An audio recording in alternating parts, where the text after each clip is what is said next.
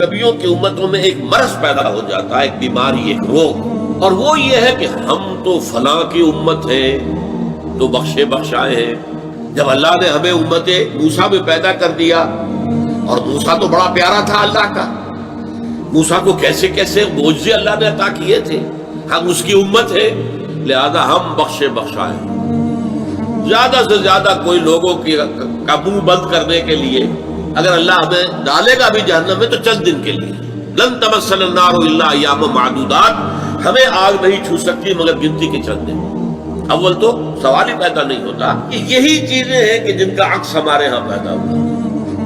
حضور نے شفاعت کری دینی ہے، بیڑا پار ہو ہی جانا ہے، تو آپ حرام سے کیوں بچیں، حلال کو کے اوپر کیوں اکتفا کریں، کیوں فاقے کریں،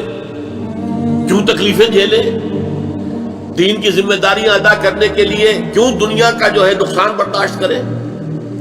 کیوں نہ بابر میں عیش کوش کی حالت دوبارہ نہیں، خوب کھاؤ کماؤ، حلال سے حرام سے، جائز سے ناجائز سے، صحیح سے غلط سے، عیش کرو، بابر میں عیش کوش، عیش کرو، حالت دوبارہ نہیں، اس کی زندگی دوبارہ تو ملنے والی نہیں ہے نا، اس زندگی میں جتنا عیش کر سکتے